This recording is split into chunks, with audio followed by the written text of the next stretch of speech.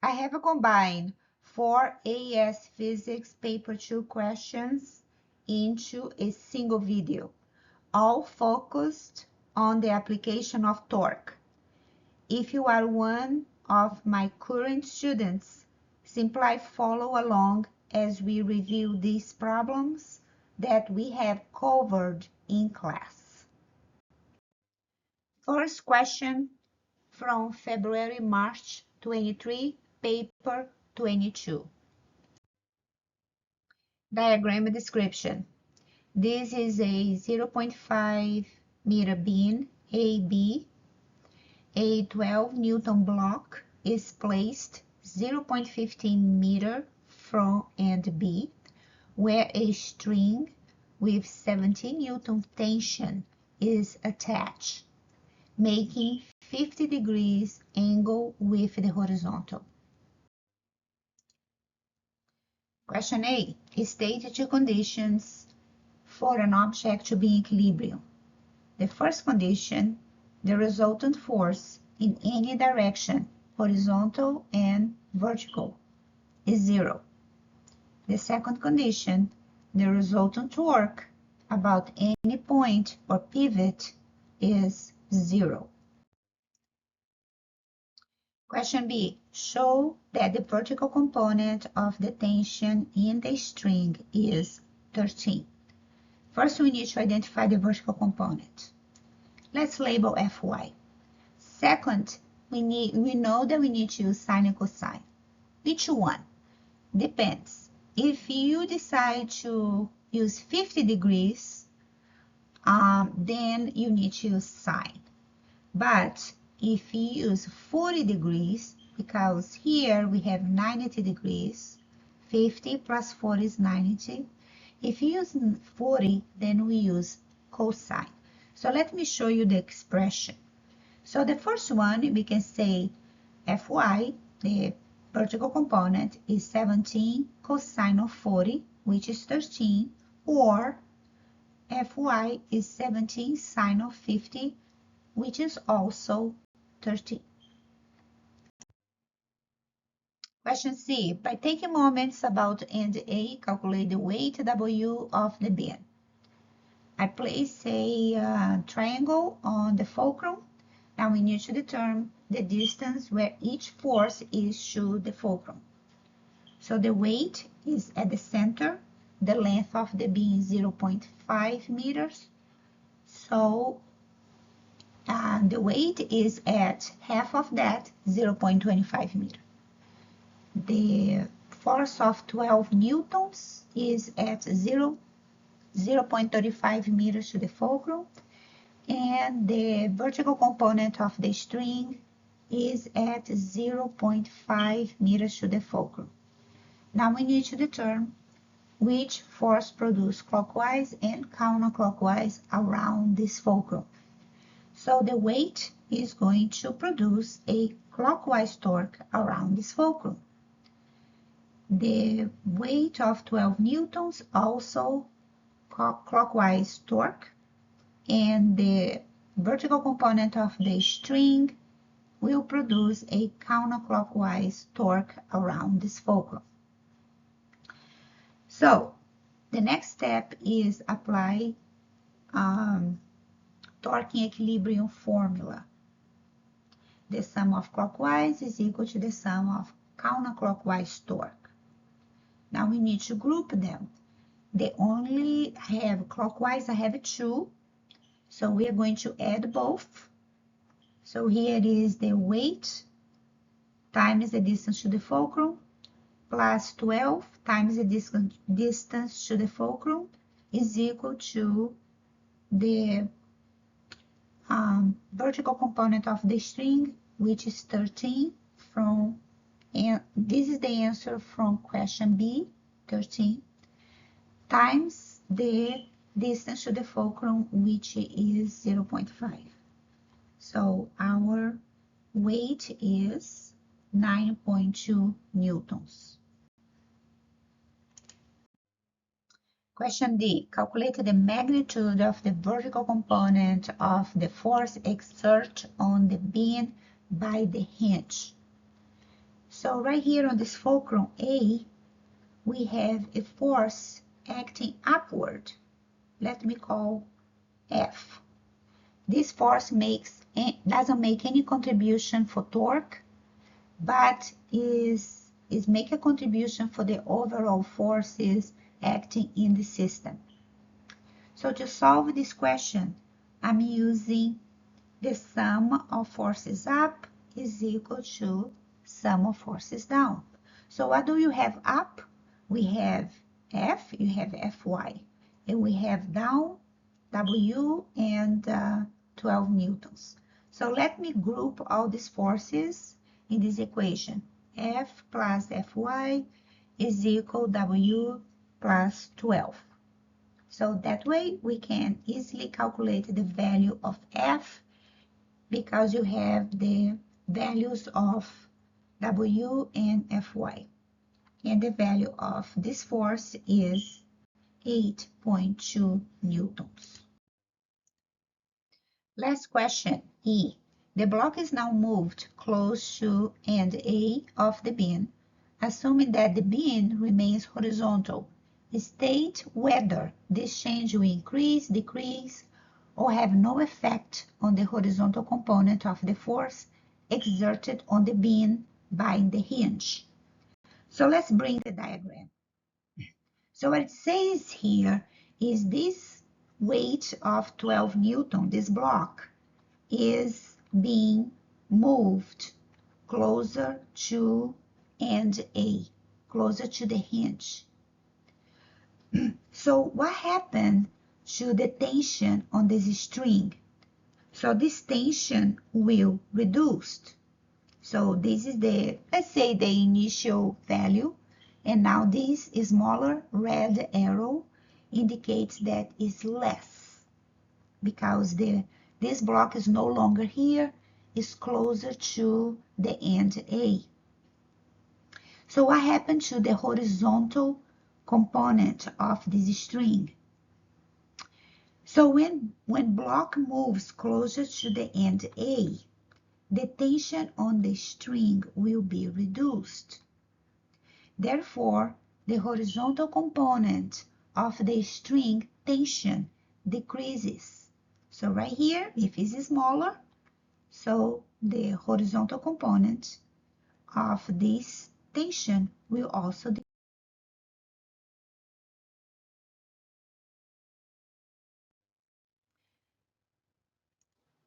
The second question of this video is from October-November 22, paper 22. Let's go to 3A. State what is meant by the center of gravity of an object. The answer is, so this is the object. So that's the point right here where the force of gravity acts. So it's the point where the weight or force of gravity of the object acts. We have a diagram for question B. So here is the description. So it's a beam AB with length of 0.96 meter and weight 23 newtons. A block W rests by the end of this beam closer to B, and there is a wire at D is attached to a point C of tension of this wire is 45 newtons and makes 37 degrees with the horizontal, and this beam is in equilibrium. Now it's asking to calculate the vertical component of the force exerted by the wire on the beam. So what is looking is Fy. To calculate Fy, you have two options. Every time you need to calculate the component of a force, there are two, horizontal and vertical, or X and Y. We need to use sine and cosine. So Fy here, if you use 37 degrees, that will be sine. But another alternative is to use 53 degrees because here in this corner, we have 90 degrees. So this is 53. If you use 53, we need to use cosine. So this is the expression. So Fy is 45 sine of 37, which is 27 Newton, or 45 cosine of 53, which is also 27 Newton. Either way. Question triple I. By taking moments about A, calculate the weight W of the block. So we are using equilibrium formula for torque. So in order to use this, you need to identify the distance of each force to the fulcrum, right here at A, and if the force produces clockwise or counterclockwise around this fulcrum. So here is the complete diagram. So we have here this force of 23 newtons produce a clockwise torque around this fulcrum. We have the vertical component of the string produce a counterclockwise torque around this fulcrum, and we have this block weight which produces a clockwise torque around this fulcrum. The next step is just combine all these clockwise and counterclockwise torques using this formula. So let's start with both clockwise. So you have here 23 right in the middle. So the whole beam is 0.96. Because it's at the center, let's divide by 2. So 23 times the distance to the fulcrum, which is the whole length of the beam, 0.96 divided by 2. I repeated myself just in case. Plus the weight of the block, the distance to the fulcrum is 0.2 plus 0.56, which is 0.76, is equal to the counterclockwise, which is this force, and the distance to the fulcrum is right here in front of our eyes, 0.56. So after doing all the algebra, so we have for the weight of this block a value of 5.4 newtons. Now, the question triple I say the hinge exerts a force on the beam at end A. Calculate the horizontal component of this force. Okay, to calculate the horizontal component of this force, which is this one right here, let's call Fx. Again, we can use sine or cosine. So if you look here, try to think, all right, what you are going to use. You can use, if you using 37, you need to use cosine. If you use 53, you are using sine. Either way works. So Fx is 45 cosine of 37, which is 36, or 45 sine of 53, which is 36. So this is the horizontal component of the force exerting at the end A. This is a similar question from the first question that I solved in this video. If you want to go back there, there are more information. But which asked here is when the block is placed closer to point D on the beam, state whether this change will increase, decrease, or have no effect on the tension in the wire. So will decrease, and the same explanation that we covered before. Question 3V.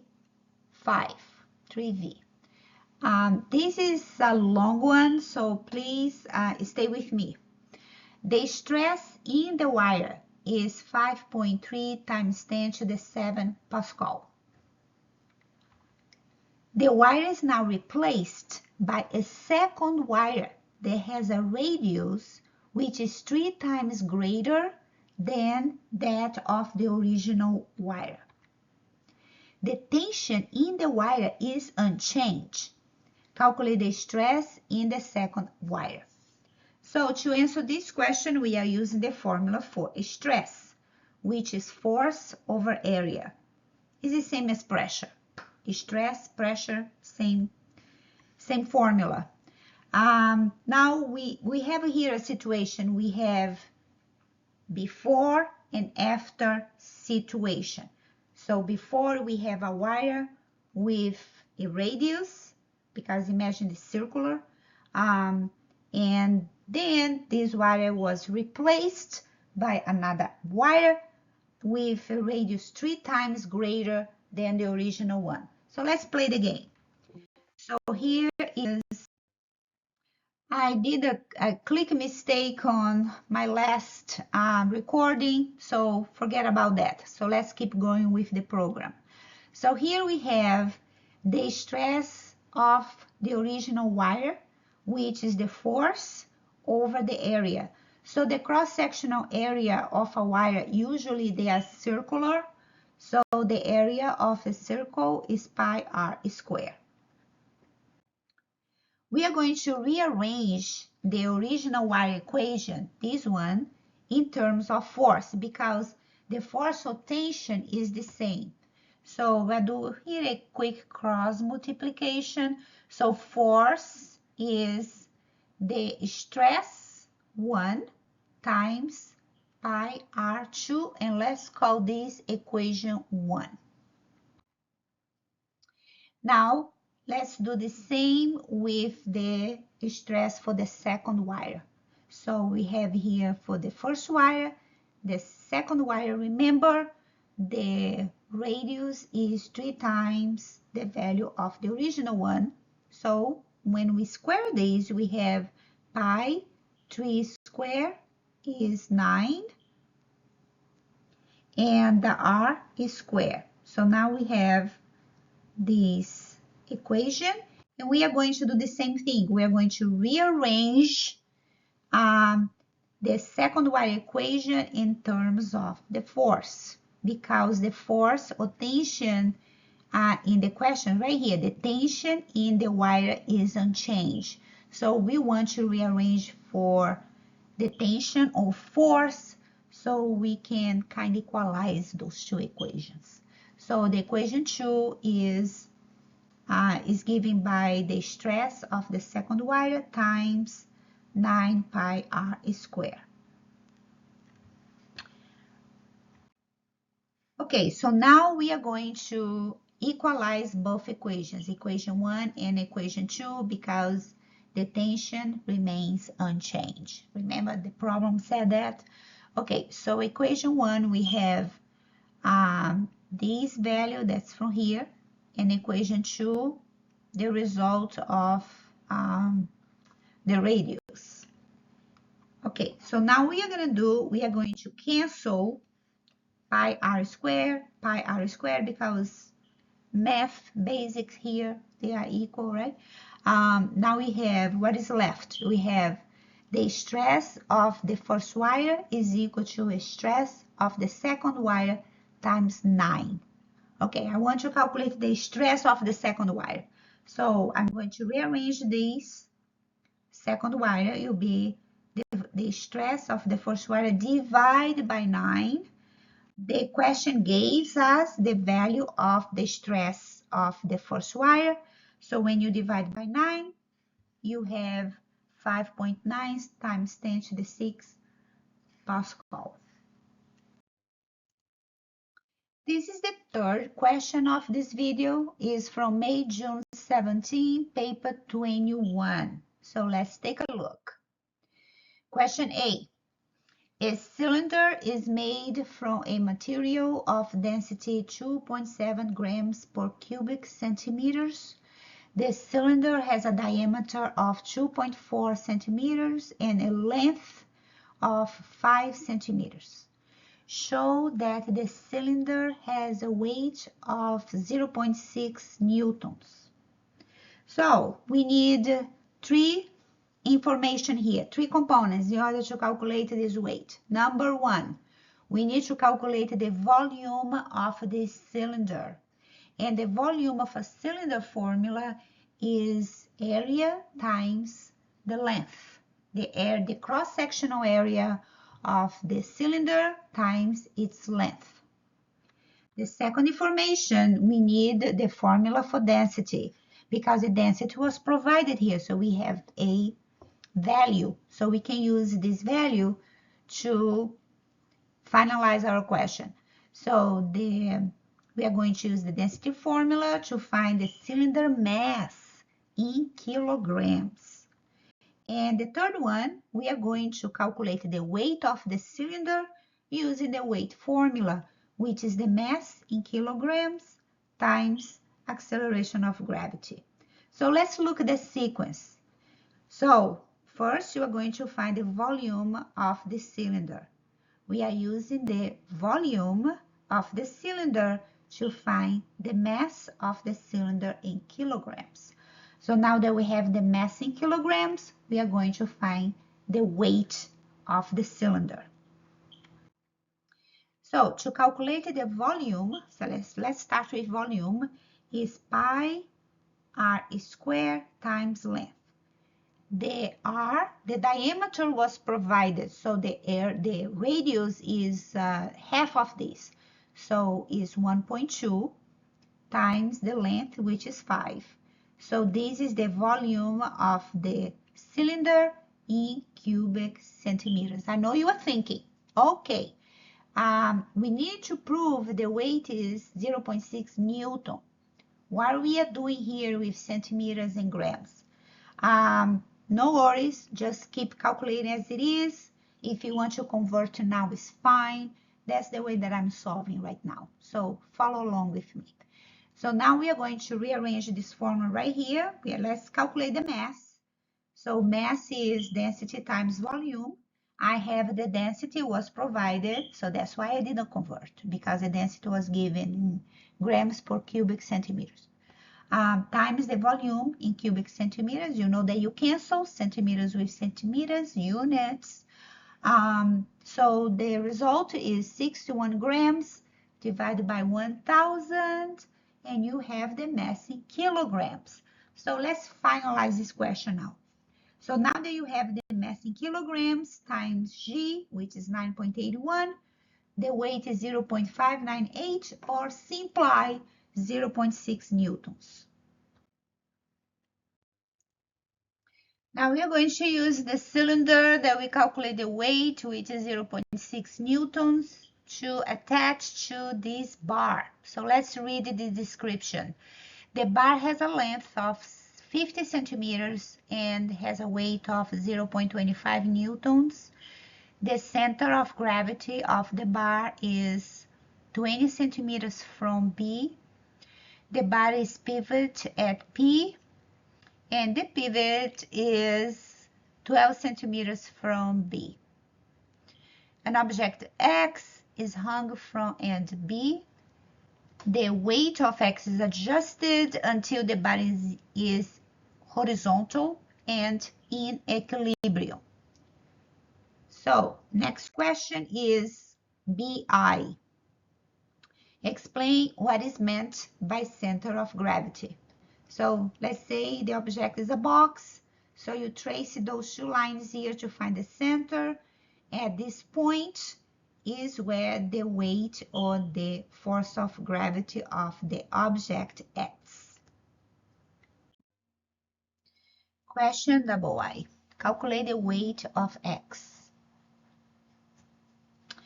To do that, let me place an arrow here indicating the weight of X.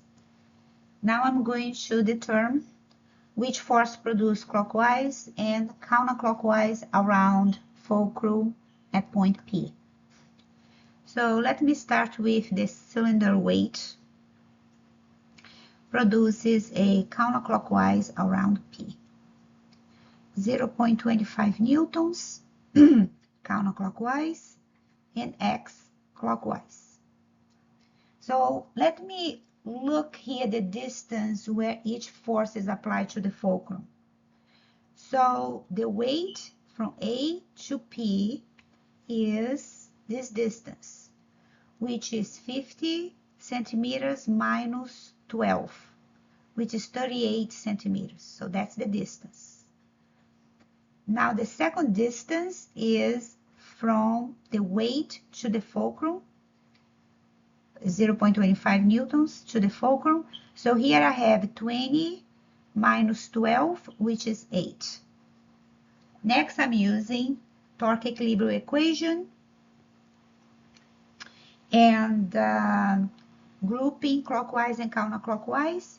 So this is X, force X, and the distance to the fulcrum is 12. Just follow me on this expression here, numerical values.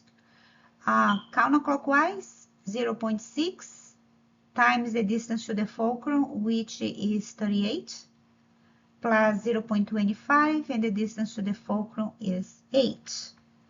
So the value of X is 2.07 newtons. Question C. The cylinder is now immersed in water, as shown in this picture. An upthrust acts on the cylinder and the bar is not in equilibrium. Explain the origin of the upthrust. It's a force that pushes an object upwards when the object is fully or partially submerged in a liquid. Second point, 2 marks, so we need to make 2 statements. This force is caused by the difference in pressure between the top and bottom of the object.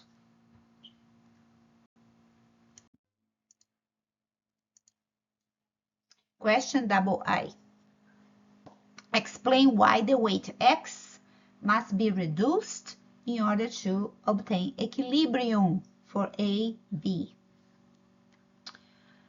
Okay, so this upthrust force, let's call F up, is going to counteract with the weight of the cylinder. So there is a force that pushes the cylinder upwards, which is the upthrust force.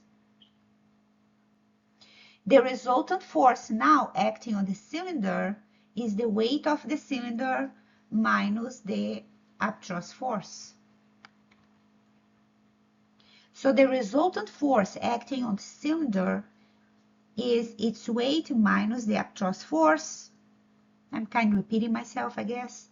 So the third point is the counterclockwise torque now is going to decrease because this resultant force acting on the cylinder is less than 0.6 newtons. So for this reason, to counteract and keep the body in equilibrium, the clockwise torque caused by the weight X must be reduced. So here is the last question of this video from May-June 22, paper 21. It's a repetitive question. 2A, state what is meant by the center of gravity. So again, I'm going to repeat one more time. So this is the object. The trace line is just to show the center of the box. So the center of the box is the point where the weight or force of gravity of the object acts. So of course, this is a uniform object, so it's easy to find the center, but there are some non-uniform or different shapes objects. So the point at which the weight acts is the center of gravity. Question B, a non-uniform rod, even though it looks like it's uniform, but it says it's non-uniform, so pay attention. Rod XY is pivot at point P as shown in this picture. Here is a description of the diagram. The whole rod has a length of 4 meters, weight 44 Newton. The center of gravity of the rod is 1.7 from and X of the rod. Point P is 1.1 from and X, a sphere hangs by a wire from end Y of the rod. The weight of the sphere is 3 newtons and the weight of the wire is negligible. So question I, it says, by taking moments about P, calculate F. So first we need to find all the distances. So the distance from the force of 44 to P is 1.7 minus 1.1, which is 0.6. And the distance from the sphere to P is our 4 meter minus 1.1, which is 2.5, 2.9. So now let's determine clockwise and counterclockwise around point P. So F is counterclockwise, 44 is clockwise, and the sphere is clockwise.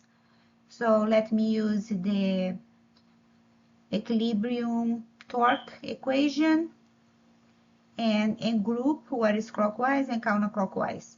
Clockwise we have 2, so which is 44 times the distance to the fulcrum, which is 0.6, plus 3, which is the sphere, times the distance to the fulcrum, which is 2.9, equal counterclockwise is F, is the distance is 1.1. So, and then simple algebra, and we can calculate the value of the force F, which is 32 newtons. Question double I, calculate the force exerted on the rod by the pivot. So this force is upward, let me call FP, and I'm using now the sum of forces up is equal to sum of forces down.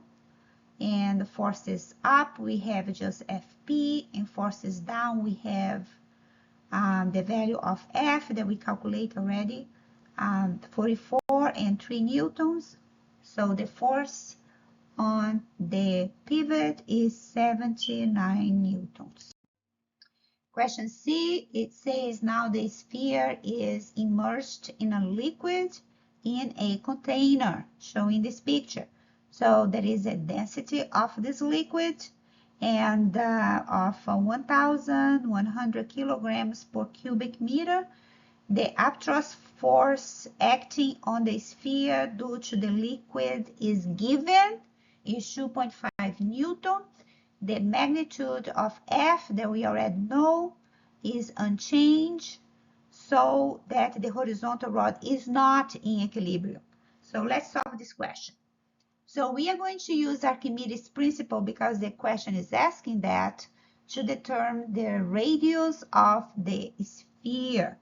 So let me start with what is the Archimedes principle.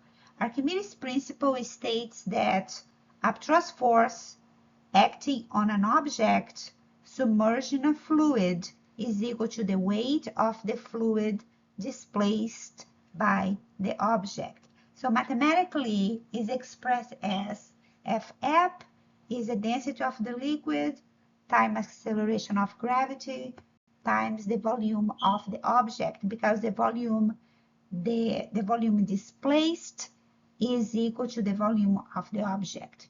Okay, so here we have all the values they already described, and now the next step is to calculate actually the value of the volume, because the question gave the value of the upthrust force, the density of the liquid. We know the value of gravity, so now we can calculate the volume of the object, the volume of the sphere, using the upthrust force. And the volume of the sphere formula is 4/3 pi r cube, because what is asking is for the radius. So we are going to use both formulas to find the radius of the sphere.